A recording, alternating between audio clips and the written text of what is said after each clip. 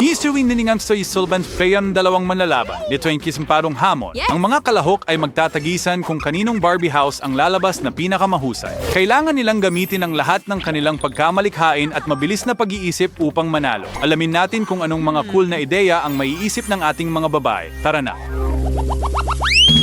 At narito ang ating mga babae, sina Nicole at Brittany. Wow! Tingnan mo ang mga tingin na yon. Sa tingin ko, magkakaroon tayo ng epic na laban. Nagpasya si Brittany na simula ng pagdekorasyon ng kanyang Barbie house mula sa bubong. Tingnan mo lang ang napakagandang kulay na iyan. Pero, hindi nagpapahuli si Nicole. May sagot din siya. Simple lang, pero napaka-stylish. Ngayon, oras na para maghanap ng pandekorasyon para sa mga dingding. Naku, hindi ito gagana. Oh, Nicole, mag-ingat ka, natamaan mo si Brittany at hindi niya nagustuhan iyon. Maghanda ka para sa seryosong gante. O, ang matamaan sa mukha ng balat ng saging ay hindi kaaya-aya. Ngayon, iyan ang kailangan natin, napakagandang bouquet, pero ang interest lang natin ay ang pambalot. Perfecto ito para sa wallpaper ng bahay-bahayan. O, kaingas dalos tranensfag. Imuno, it's journeys ngidikis. Gaya nito. Mukhang maganda. At talagang maganda ang kulay. Sige, tingnan natin kung ano pang meron tayo. Well, magagamit ito ng husto. Maaari mong palamutihan ng mga dingding ng perpekto gamit ito. Oh, mukhang talagang maganda, pero may kulang pa rin. Oh, may naisip si Nicole. Aba, kakaibang set ito. Ano kaya ang gagawin niya dito? Sige, tingnan natin. Oh, napakagaling. Gumawa si Nicole ng sahig na laminate gamit ang marker at isang popsicle stick. At hindi pa siya tapos. Ano ang balak niyang gawin sa espongha na yon? Sige. Naglalagay siya ng pandikit sa espongha at idindikit ang isa pa rito. At pagkatapos ay idindikit ang ilang espongha ng magkasama. Tingnan mo lang ang sofa na iyon. Mukhang hindi na-appreciate ni Brittany ang ganong uri ng pagkamalikhain. Pero hindi na mapipigilan si Nicole ngayon. Nagising na ang craft master sa loob niya. Tingnan natin kung ano ang susunod niyang gagawin. Gumawa siya ng maliit na kahon, pero hindi pa malinaw kung para saan ito. Sige, tingnan natin. Mahusay. Nahulaan ko ng tama. Isang dresser na ito ngayon. Talagang hindi inaasahan. Sige, ano ang susunod? Mukhang gumagawa tayo ng alpombra mula sa makukulay na papel. Oh, at mukhang may darating pang mga kasangkapan. Tama, mahuhulaan mo ito. 4 na paa para sa mesa na gawa sa mga straw at ang ibabaw ng mesa mula sa takip. Medyo matibay na ideya, masasabi ko. Sige, ngayon si Nicole ay nagiging isang artista at nais niyang palamutian ang bahay ng isang portrait. At parang nasa pabalat ng magasin si Barbie habang nagpo-pose. Oh, mahirap husgahan ang resulta, pero hindi rin naman masama. Ngayon, kailangan ng frame ang larawan at makakatulong dito ang mga lumang popsicle sticks, ang perpektong option. Mukhang gusto ni Barbie ang kanyang unang kwarto. At talagang masaya si Nicole sa ginawa niya, pero hindi marunong maging masaya si Brittany para sa iba. Sigurado siyang kaya niyang gumawa ng mas maganda. Kailangan ni Brittany ng tulong mula sa kasambahay. Kailangan lang niyang ipaliwanag ng malinaw kung ano ang gusto niyang ipagawa. Oh, anong gandang lalagyan? Ano kaya ang nasa loob? Sige, tingnan natin. Wow! Nail polish ito. At ang pakete ay talagang kakaiba rin. Mukhang nagising na rin ang artist sa loob ni Brittany. Ang ganda ng kulay! Ano kaya ang ipipinta niya? Wow! Ang ganda niyan. Talagang proud si Brittany sa sarili niya at may bago na siyang ideya. Minsan pa, kailangan niya ng tulong mula sa katulong. Sure, ay very emotional at madikanap sa kanyang mga tauhan. Pero wala siyang magawa wala siya. Sige, tingnan na ito mo na yung sunod na mangyayari. Oh, ang laki ng kahon. Ano man ang nasa loob, hindi ito magkakasya sa bahay. Panahon na para mag-isip. At mukhang nakahanap na ng solusyon. Bagaman hindi pa masyadong malinaw kung ano ito. At paano eksaktong makakatulong ang larawan ng kahon sa iyo? Hintay, seryoso. Magagawa mo iyon? Wow, perfecto. Ngayon tama na ang sukat. Isang napakagandang fireplace. Mukhang napakaluho. Talagang isang marangyang set yon, isang bear rug, isang napakamahal na upuan, lahat para sa marangyang buhay. Mukhang gusto ito ni Barbie. Nagpasya pa siyang mag-selfie sa kanyang bagong kwarto. Pero ano yung kakaibang aparato na hawak ni Britney? Wow, isang mini printer ito. Pwede kang kumuha ng mga litrato at i-print agad. Gustong-gusto ni Britney ang litrato, kaya't nagpasya siyang ilagay ito sa isang frame at isabit sa dingding para kay Barbie. Oh, tama yon. Mukhang maganda. Tapos na ang kwarto at talagang kaaya-aya ang resulta. Lahat ay naging maganda at elegante. Lahat para sa mahal na Barbie. Nakakatawa, mayroon na siyang sariling staff ngayon. Wow, tingnan mo yan. Maliliit na tsokolating strawberry at may masarap na inumin.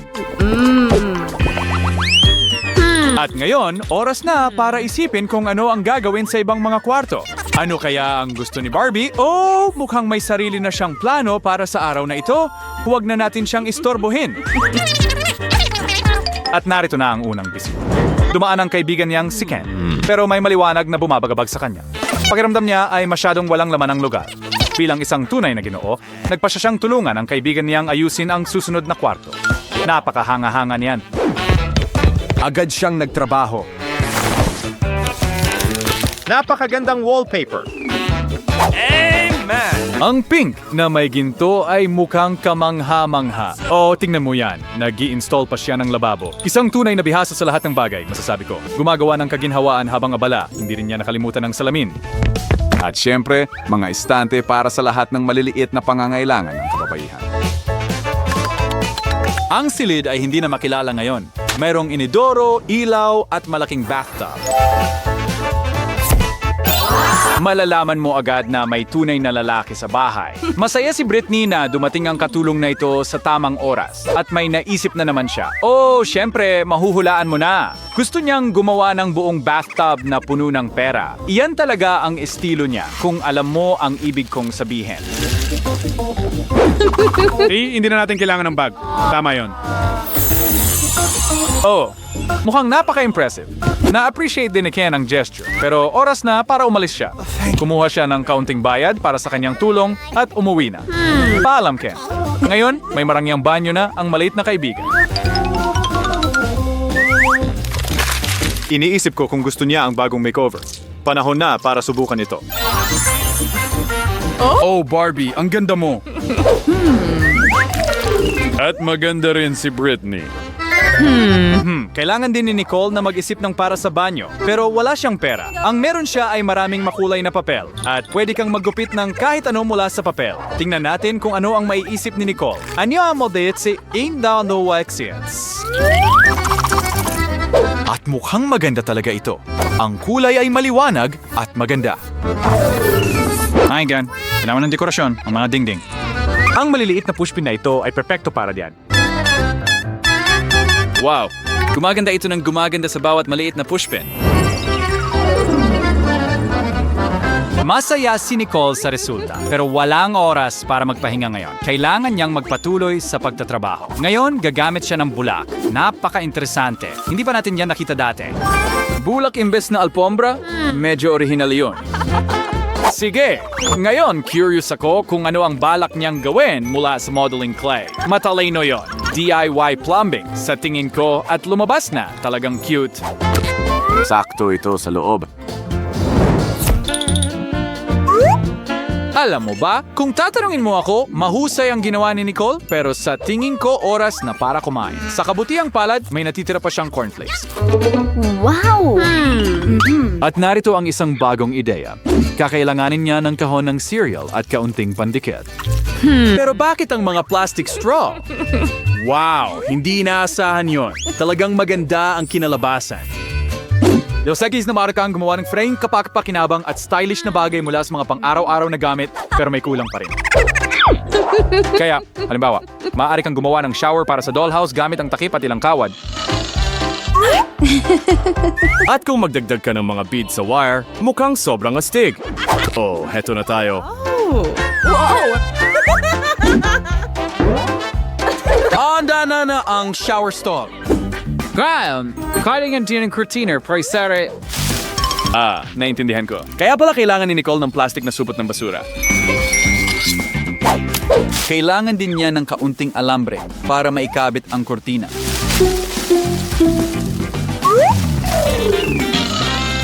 At oras na para tapusin ito. Wow! Mukhang maganda talaga. Kamangha-mangha. Tingnan mo lang itong magandang banyo. At hindi siya gumastos ng maraming pera para dito. Pero may naisip na naman siyang iba. Para dito, kailangan niya ng lobo at gunting. Mukhang gusto niyang gumawa ng swimsuit para sa kanyang Barbie. Sige, tingnan natin.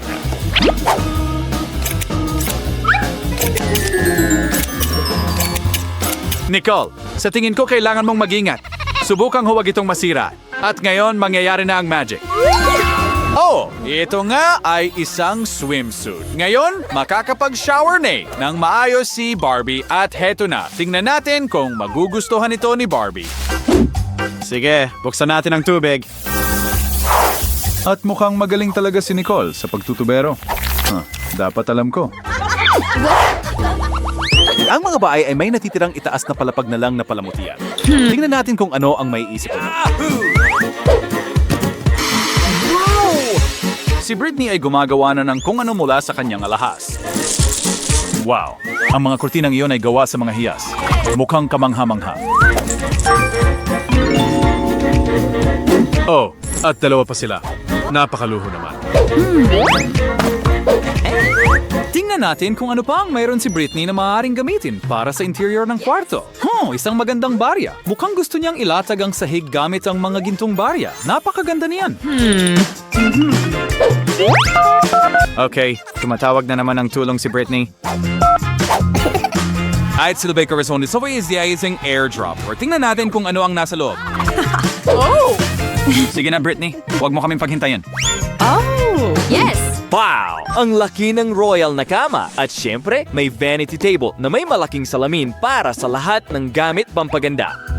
Magdagdag tayo ng ilang mga stylish na detalye at isang cool na podium. Wow! Perfecto yon. Ngayon, kailangan niya ng pinakamagandang damit para sa isang prinsesa.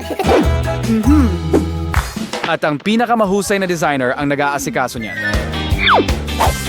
Hindi. Ang damit ay hindi para kay Britney. Ito ay para kay Barbie. Tiyan, oras kawisan ni Britney Ingrizolda. Nozo well and right ways, amdiyahang tungkol sa maganda at makapangyarihang hitsura. Narito na ang pinakamagandang damit sa mundo. Sa tingin ko, oras na para isukat ito. Wow! Talagang mahiwaga iyon. Para sa ganitong kagandahan, hindi masakit magbayad ng extra. Salute! Isang magarang corona. Bagay ito sa mood. Wow! At syempre, isang pulang karpet para kay Barbie. Tapos na ang huling mga detalye at tapos na si Britney. Ngayon, si Nicole naman. Hindi madaling sumuko si Nicole. Lagi siyang may maraming ideya. Tingnan natin kung paano niya ito malalampasan. Talagang todo si Britney. Samantala, ginagamit na ang pintura. Tapos na ang mga pader. Sige, talagang kailangan niya ng mga bagong ideya. Deirdre is yung Macintosh wheels. Exact king yung Clienties. Oras na pre-kunin ng gunting. Maraming kapaki-pakinabang na material dito. Sige, tingnan natin kung paano haharapin ni Nicole ito. Naggupit siya ng mga puno ng palma. Perpekto! Ngayon, mayroon tayong kwarto na may istilong tropical beach. At anong klaseng beach ang kompleto ng walang buhangin? Kailangan ayusin iyon. Ang ganda ng sandbox. Manghiram tayo ng buhangin. At sana hindi magalit ang mga bata. Tara na, kailangan natin ng isang buong timba ng buhangin. Wala pang gumawa nito dati. Gawin nating totoong Hawaii ang kwarto. Mas diyon, cleaninator ng duyan. First rin ngayon may mga kahoy na patpat. Kaunting pandikit at handa na ang balangkas.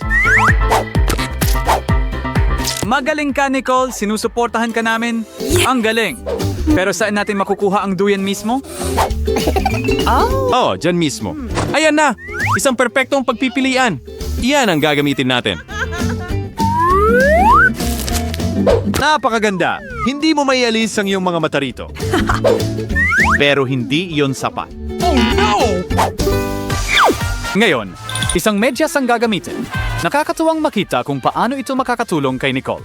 Kaunting trabaho gamit ang gunting. Nagtataka ako kung ano ang ginagawa niya. Sa ngayon, wala itong kahulugan. Okay, ang medyas ay pinutol. At ngayon, itinatali niya ang mga piraso at ginagawang palda ng Hawaiian. Ito ay talagang kamangha-mangha. Kaunting detalye na lang sa beach. Pero may kulang pa.